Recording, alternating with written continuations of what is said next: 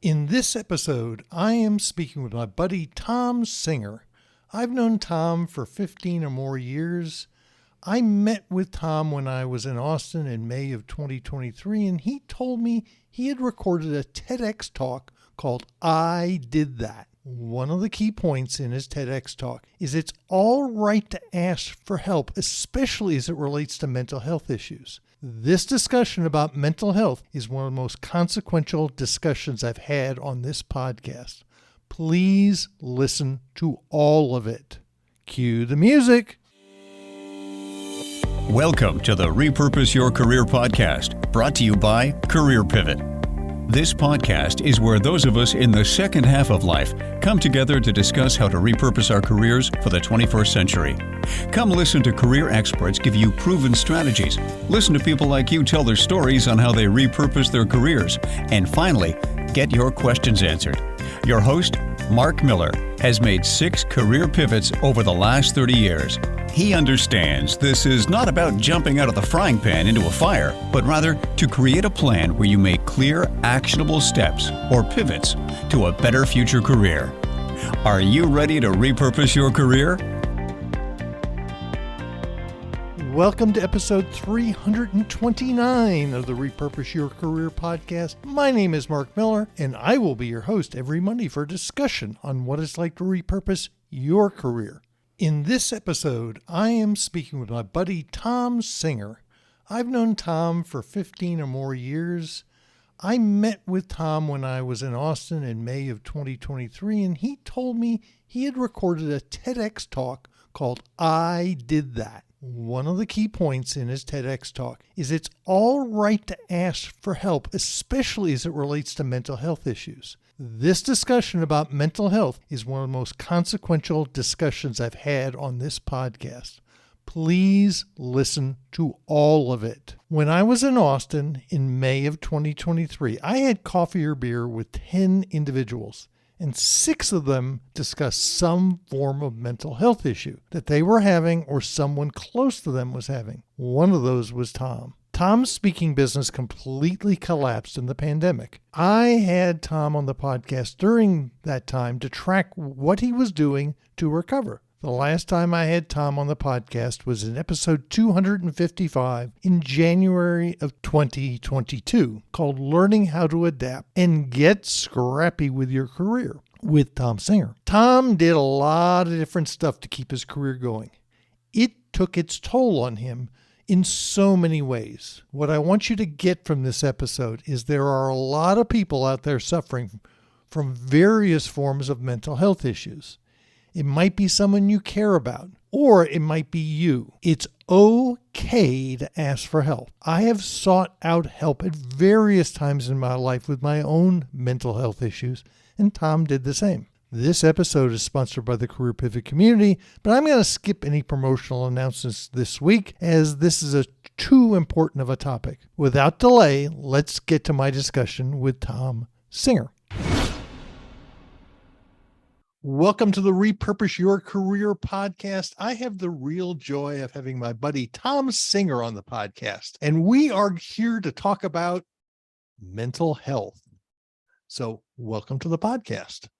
Thanks for having me. It's great to be back. I think I've been on a couple times before. Well, I think this is the 4th or 5th time.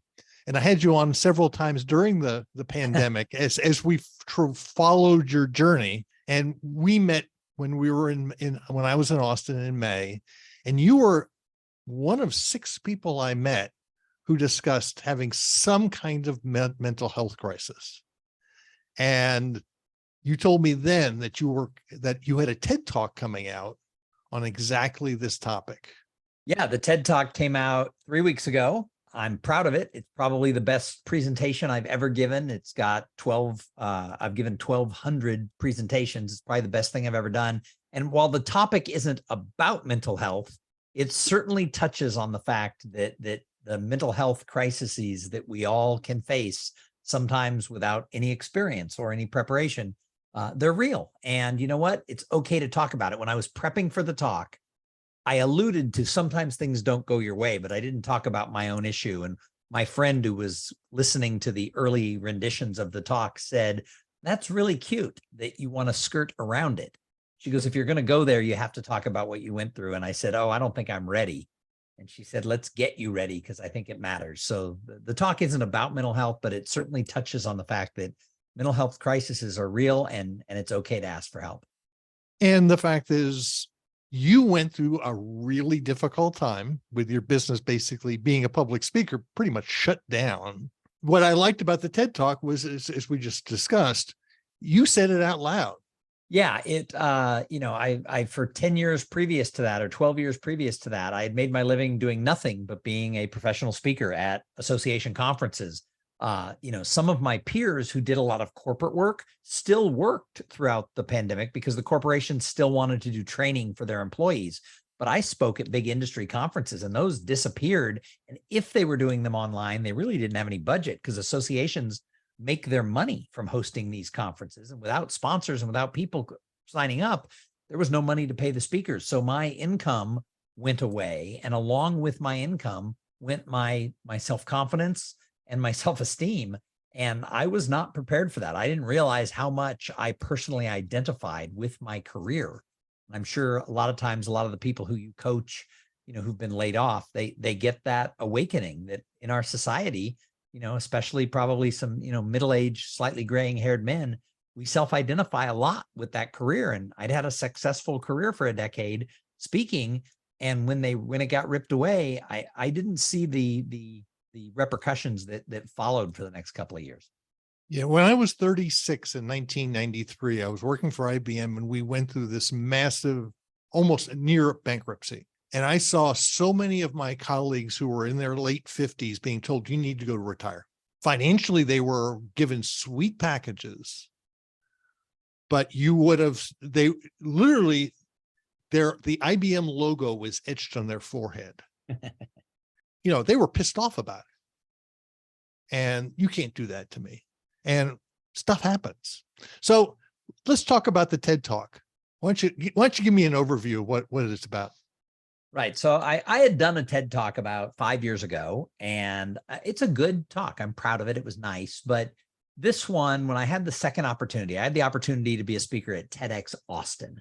And TEDx Austin back a decade ago was one of the best produced TEDx's in the world. It was renowned for what it did. And then it went away for 7 or 8 years, and they were bringing it back. And I applied to speak. I was chosen. And I thought, you know what? I'm not going to waste this opportunity. So I gave a lot of thought to where I wanted to take it. And Mark, when I turned 50, and we've probably talked about this on some of the previous episodes I've been on, when I turned 50, I made a declaration that I was going to make age 50 to 75 the best years of my life. And as I say in the talk, some people were a little bit taken aback saying, it looks like to me like you had a pretty good life. What do you mean you're going to make that the best years of your life? The other thing people said is, Tom, your dad lived to be 99. What about age 75 to 100? And my attitude was, I'll cross that bridge. I'll deal with that phase when I get to it. But I made this decision that I was going to start saying yes to things that scared me. I was going to go out and try new things. And I realized doing some self-introspection that I was a person who, if I didn't think I would do a good job, I wouldn't do it. If it scared me, I wouldn't do it. And I would mask these things. So I had a lot of success, but I never ventured into areas that were going to be a little tricky for me to be able to pull off. I never applied for jobs unless I checked all the boxes. So when I was 50, I started saying yes to scary things. I started doing things in my career I'd never done. I started doing things in my personal life and activities. I'm scared of heights, so I started doing things that involved heights. I was 30 pounds overweight, so I started running. I took up stand-up comedy at age 52 and started doing open mic night comedy. Again, not professionally, although I was asked to be in a couple of shows, but I just pushed myself into these new arenas. And for the first 5 years of this proclamation of making age 50 to 75 the best years of my life, it worked. I was having more fun. I was getting stronger and better at other things. The comedy made me a better speaker. Didn't necessarily make me all that much funnier on stage, but it made me be more playful and a little bit take different risks on stage. So as a speaker, my career was getting better because I was doing these things. And I just didn't see it coming that the pandemic was going to shut everything down and ruin my business. But for the first 5 years, it worked out really well. But as I say in the talk, just because you proclaim you're going to have the best time of your life doesn't mean it's going to be so. And I got blindsided. And I'll tell you, on a scale of 1 to 10, I was a 7 or an 8 when it came to the level of my crisis. It was, I was not suicidal, but I could see how people got that way. I mean, I could see that was the next piece of it. And, I, throughout my life, I've been sad. My mom died when I was a teenager. I'd been depressed about things, but I was a 3 or a 4. And when you're a 3 or a 4, you can push your way through it. You can put it on a shelf. When you're an 8, I was spiraling. I lost control of my ability to not function, but to literally be in control of my thoughts. And it went on for about a year. And I don't know that it's over, but I certainly am better off now than I was a year ago. But it was a really rough time. And in preparing to do that talk, my friend said, if you're going to go there, you need to be willing to talk about it. And I thought, I can't tell people how bad it was. I could say, oh, I had some depression, but I couldn't talk about how worthless I felt. And through talking to a few people, I decided I could say that. And now that the talk has come out, I realized that in our society, we should talk about this stuff more. There's no shame in saying, hey, I got hit hard by the pandemic and I didn't react well. I couldn't do it on my own.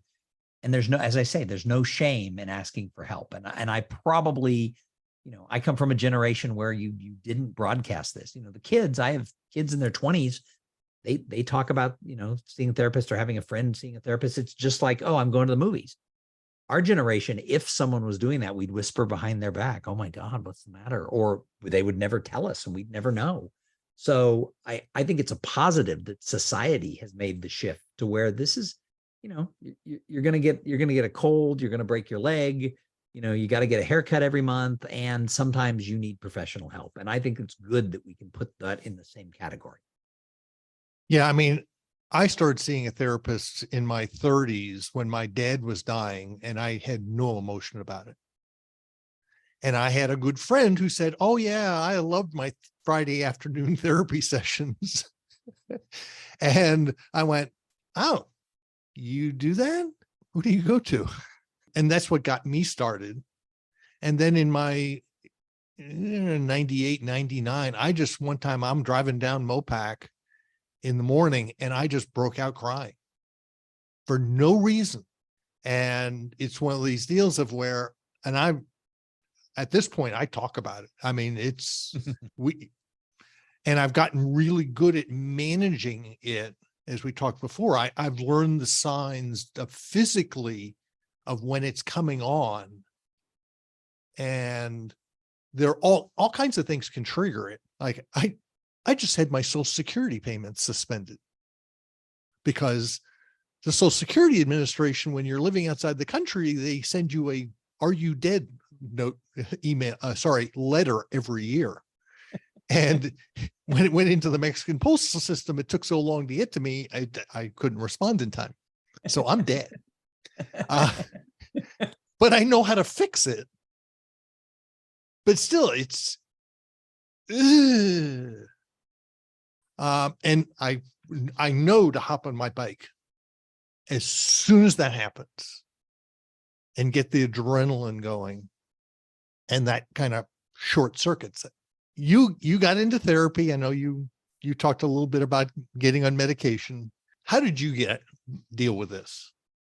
Yeah. So early on, I probably was dealing with it all through the pandemic. So I'd probably gone 2 years where I just had continually built a box and shoved all my feelings about it into this box. And, I was functional, but I was lying to myself. There's a woman out there, Dr. Rutherford. She wrote a book called Perfectly Hidden Depression. And it very much could have been me, because she says that you get so good at hiding it, you even hide it from yourself. And so the first 2 years, I probably did that. And then there was a series of things that went on last year that were beyond my control, and some things in my other parts of my career and stuff where it just got too much. And then I found myself waking up in the middle of the night, not sleeping. And I'm a pretty good 8-hour sleeper, 7 hours, maybe, sometimes 9. But usually, if you look at the Apple Watch, I'm punching in a good 7.5+ hours, and it's pretty good sleep. And so when I talk to people, like my wife has trouble sleeping, not my problem. And I was sleeping 2 hours a night, and I was waking up. I'd sleep 2 hours, I'd get up, and I'd be up 4 hours, and I was catastrophizing everything. Yep. And every thought I had was, things that should have been a 3, my mind was making them into a 10, and I was lost in this. And I was functional during the day, but at night I just couldn't sleep. My mind would run wild. And so I started one morning, I was Googling, what do you do? They used to call it a mental breakdown. They now call it a mental health crisis. And I could tell I was having something. And I started Googling like what to do when you're in this thing. And there was a lot of advice on the internet. Some of it I'm sure is good. Some of it's crap. But 3 things resonated with me. And the 3 that resonated with me was, number 1, tell your spouse you're struggling. And so my wife got up the one morning and I said, I got to talk to you. Do you have some time? And I said, I'm not well. And she knew it. She could seen it going on for some time. And the second piece of advice was talk to friends who had had some struggles. And again, our generation, not everybody talks about it, but I knew some people who had either themselves or their children had been through some pretty rough times. So I reached out to about 4 friends. And one of them was a friend of mine. He's a professional speaker, used to be a professional comic. And I don't know what his problem was, and he still hasn't shared it with me, but he had some pretty dark times when he was younger. And I knew that. And I left him a message saying, I'm not well. And I guess I had the sound in my voice. And he called me back 10 minutes later, and he's usually pretty funny. And he was like, scale of 1 to 10, 9 or 10 being suicidal, where are you? And I said, I'm not a 9 or a 10, but I'm probably an 8. And he goes, okay, if you were a 9 or a 10, he goes, I don't mess around. I call the 800 number. If I know somebody who is a 9 or a 10, we don't put that off. And he goes, if you're a 3 or a 4, I don't worry about you. And he goes, if you're an 8, he goes, you've got to get to a therapist. And he goes, but the problem is it's going to take you 6 weeks to get an appointment. And he goes, I don't believe in online. He goes, you really should get to somebody in person. He goes, and most people I know take 3 or 4 different therapists before they find one they like. He goes, so you've got the next 4 months in front of you to figure this out and get on a path. And I was like, God, 4 months before I can even start getting better. And then the last piece of advice was get to a therapist. And so those 3 things that resonated with me, the second one, my friend was very big on that. So I did. And I was lucky. I took me a month to get an appointment, but I found the right guy on the first try. And it was through a friend of mine who, had years ago was struggling. And I didn't recommend the therapist, but my counsel to my friend was go see somebody. And so the flip side of that was that person I had said, go see somebody. I called him and said, who do you see? And the person's a sports psychology therapist. So he works with athletes who get the yips and other problems. And I liked that because I was having business, and I attribute business a lot to being like sports. And so I liked that. And he specialized in men's issues and things. So there was a lot of things where it really lined up, and he was good. And I got to him somewhat early, like a month or so after I started spiraling. And he told me most people wait a year. He goes, you were in crisis and you got here as quick as you could. And he thought that was a positive. He said, most people, he goes, if you go a year, it takes you longer to get out. So I pretty quickly asked for help and got into that situation. But then both he and my physician said, you probably should go on drugs. You probably should go on antidepressants. And that just made me feel like a failure. Like I can't do this on my own. And with both the therapist and the physician really saying, do it, I did it. And I was on them for about 6 or 7 months, and they helped for sure. I probably should have stayed on longer. The therapist wanted me to stay on longer, but I decided I wasn't going to. And I've been fine since going off them, and the therapist agrees I don't necessarily need to go back, but I probably short-circuited I probably should have stayed on them longer, but I just had this thing that I wanted to get out of the hole. And, I probably am always going to be conscious of the fact that that hole's there. And I never had thought about that before. And, talking about this with you on your podcast 6 months ago, I couldn't have done that. And now I realize if there's one person who listens who says, yeah, I'm in that position, I should go get help, then I did the right thing by talking about it. And there's nobody who's not going to hire me to be a speaker. Nobody's going to have a problem in my day job running an association that I had a struggle. So I don't know why, we pull back from it so much. But, since the TED Talk has come out, I've heard from a dozen people who have said, thank you for being honest about it. And then they've shared their story with me. So like you said, when you were in Austin, you met with 10 people, 6 of them admitted to having some sort of a mental health struggle. My guess is 2 of the others just didn't tell you about it. I know when I was first told that, I should get on drugs, I really am hesitant taking any medication, but, nonetheless, it was like, yeah, it's to me, and I suspect it's for a lot of particularly men, you're a failure when you say, oh, okay, I need to go get medicated for this. That is exactly how I felt. Failure is the right word. And it was misplaced. I don't think it's a failure now. I mean, I think if I struggled again, I would go back on them. Yeah. Quickly. But getting through that was just a hard barrier for me to get by. So my dad was one of these people who, he was like, suck it up, buttercup, pull yourself up by your bootstraps. I can remember when my mom got really sick when I was 15, she got terminally ill and died when I was 18. I mean, my dad was a wonderful dad. He was wonderful to me during that time. But he told me one day, he goes, you got dealt the short straw, because he was in his 70s. He was much older to be my dad. And he goes, you were dealt the short straw. He goes, your mother was much younger than me. He goes, she should have been healthy now. I should have been the one like this. And he goes, I'm not going to be around very long. He goes, you're 18 years old. I'm 70. And he goes, I'm just not going to be around very long. So he was very pragmatic. And then he lived to be 99 and, all that. But his attitude was, oh, well, you got the short straw, deal with it. In hindsight, knowing what you know today, what would you advise someone who, what would you have done differently? Well, I think the first thing was realizing how attached I was to my self-identity being wrapped up in my career. I think that would be part of it. That'd be the first thing, is separating. And that's something that my therapist and I still work on. Yep. Is, I am not my career. And that's just a thing. And I think that, you've got a career-based podcast here. I think there's a lot of people who, they're looking to reinvent because they've been laid off or they're unhappy or whatever. You're not your career. And I think that it might take me another 4 or 5 years to believe it, but I understand that now. So that's the first start.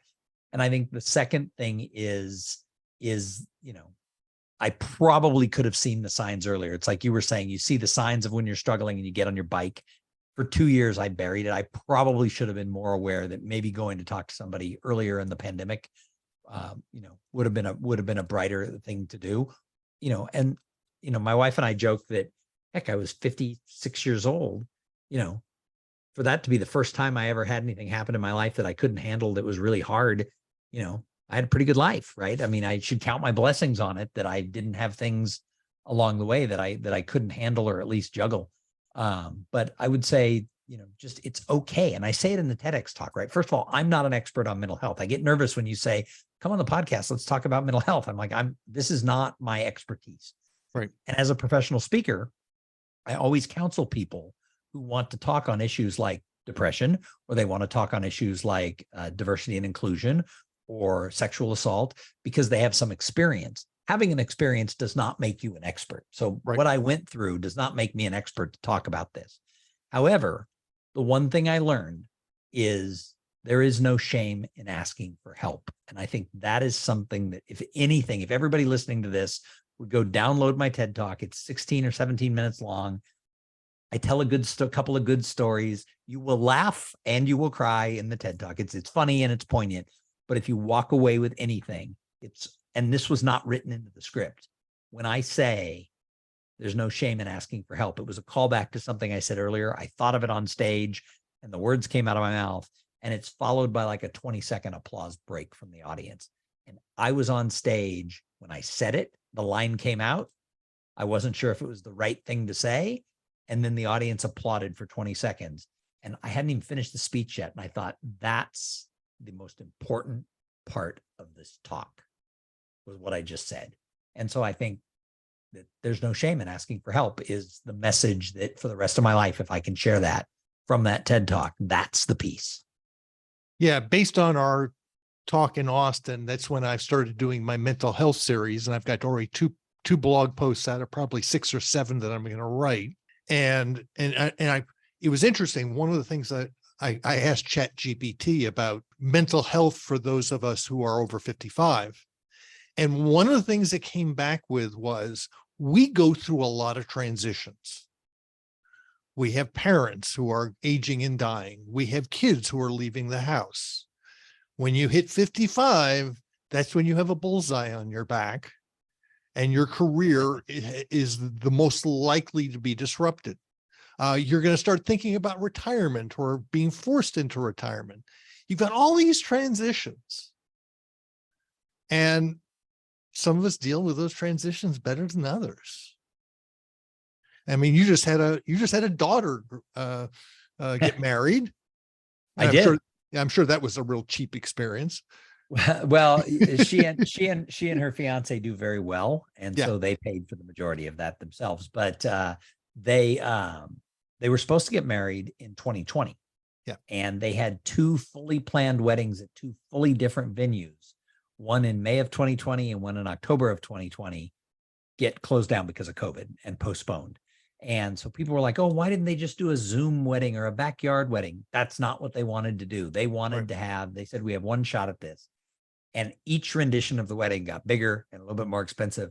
But I will tell you, they pulled off, it might be the greatest wedding that anybody who was there had ever been to. I mean, there were things they were doing. I thought, well, that's not going to work. And it worked. I mean, it was a great experience, but it's a huge transitionary phase. But for us, we sort of looked at it. It was really 3 years ago. Well, they didn't get married. They've been together ever since. They bought a house and, everything else. So I've been calling him my son-in-law for 3 years. So this was just a fancy way to make it official. Thom, if someone wanted to reach out and talk to you, or how might they do that? So people can find everything about me at thomsinger.com. That's THOMSINGER.com. And if you go there, there is a tab that says TEDx. Both of my TEDx talks are on that page. It's just thomsinger.com/TEDx. There's also a bonus on that page. My 21-year-old daughter, my younger daughter, she's not married yet, but she has a very nice significant other in her life as well. He's a good guy too. When she was 15, she did a TEDx talk. And I've listed her TEDx talk on my TEDx page. And the number one feedback I get from everybody is her talk's even better than mine. You can be a proud daddy. So yeah, so thomsinger.com is where people can find me. And I'll put links to all that in the show notes. Great. So, put a link to the YouTube link to the TEDx talk too, so people can find it. Yep. And I'll also put links to some of the previous episodes that Thom's been on, so you can kind of follow through. I followed his journey because, during the pandemic, you jived and moved and you tried all kinds of different things when you could have curled up in a little ball, but it took its toll. Yeah. I mean, I definitely was throwing a lot of spaghetti at the wall, hoping something would stick. And, I didn't get a lot that stuck, but I still believe that, trying new things is an answer. And actually that's one of the things I talk about in this is the fact that I had been trying things that were scary and hard made working through this process easier. Whereas if I had never tried new things, having to go talk to a therapist and having to face up to doing the drugs, it would have been harder. Where I've realized that just because something scares me doesn't mean I shouldn't do it. And that's something I've learned over the last 7 years. Well, Thom, thank you very much for being on the Repurpose Your Career podcast and sharing all of your story. Well, thank you. I'm happy. Like I said, I'm happy to share it if it helps one person. I hope that discussion has got you thinking about your own mental health and the mental health of the people you care about. It's okay to ask for help. Make sure to watch Thom's TEDx talk. It will be worth your time. Take a moment, go to careerpivot.com, sign up for the weekly Career Pivot Insights newsletter, which is sent out every Sunday. You will get a weekly update on this podcast, white papers, and new blog posts. When you subscribe, you will receive my latest white paper, Ageism, the Last Acceptable Bias. While there, do not forget to check out the Career Pivot community, which can be found at careerpivot.com/community. Feel free to connect with me on LinkedIn. Look for Career Pivot on LinkedIn. Thank you for listening all the way to the end of the Repurpose Your Career podcast. You will find all the show notes at careerpivot.com/episode-329. You can also subscribe to the podcast on Apple Podcasts, Stitcher, Google Podcasts, Podbeam, Overcast, Spotify, Pandora, Amazon Music, and lots of other places where podcasts can be found. In fact, this podcast can be found on the Repurpose Your Career podcast channel on YouTube. Hope to see you next Monday for another episode of Repurpose Your Career podcast.